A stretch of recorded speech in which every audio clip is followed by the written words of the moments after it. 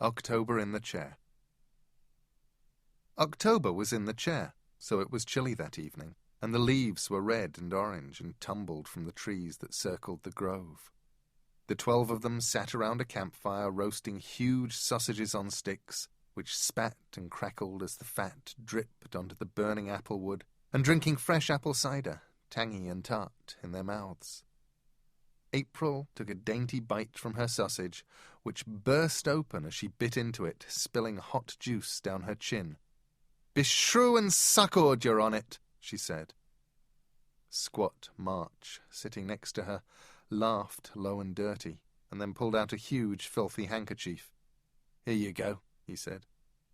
April wiped her chin. "Thanks," she said.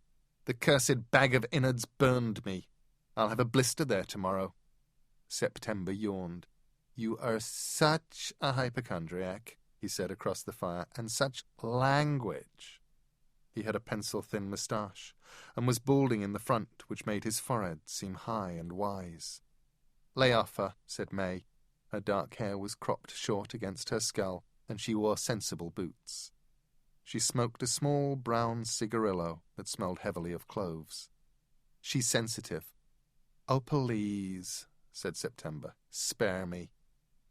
October, conscious of his position in the chair, sipped his apple cider, cleared his throat, and said, "Okay. Who wants to begin?" The chair he sat in was carved from one large block of oak wood, inlaid with ash, with cedar, and with cherry wood. The other 11 sat on tree stumps equally spaced about the small bonfire. The tree stumps had been worn smooth and comfortable by years of use. "What about the minutes?" asked January. "We always do minutes when I'm in the chair." "But you aren't in the chair now, are you, dear?" said September, an elegant creature of mock solicitude. "What about the minutes?" repeated January. "You can't ignore them."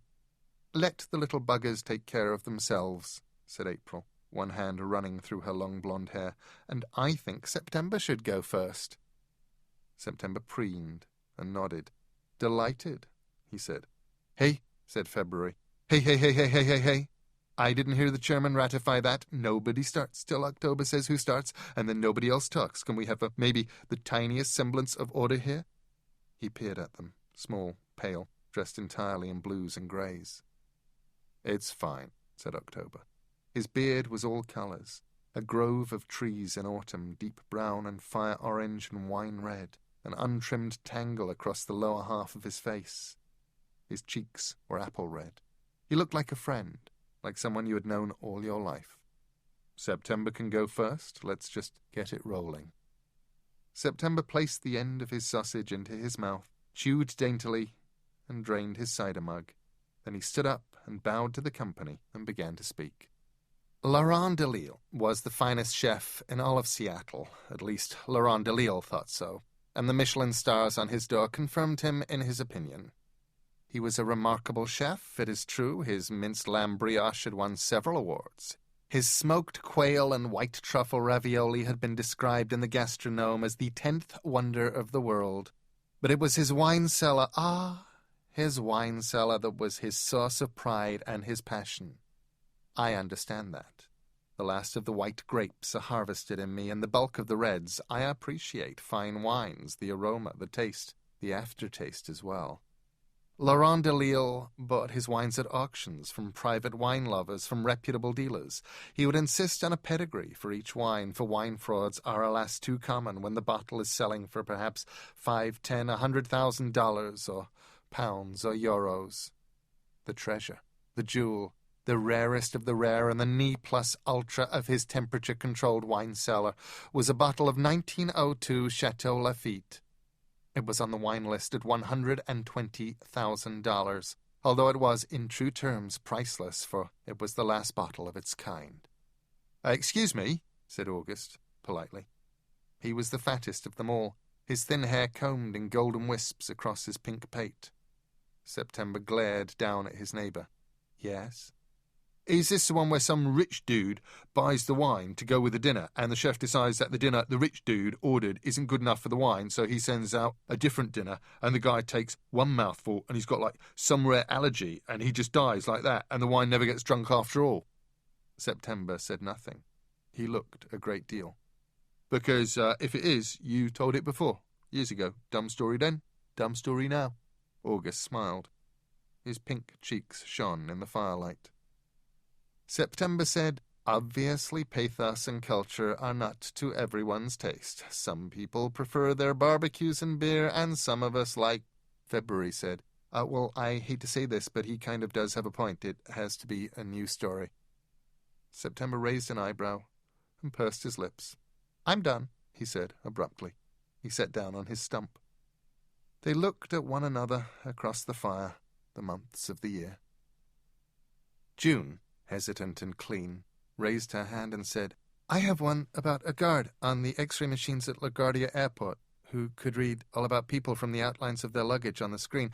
And one day she saw a luggage X-ray so beautiful that she fell in love with the person, and she had to figure out which person in the line it was, and she couldn't, and she pined for months and months. And when the person came through again, she knew it this time, and it was the man, and he was a wizened old Indian man, and she was pretty and black and like 25, and she knew it would never work out, and she let him go because she could also see from the shapes of his bags on the screen that he was going to die soon.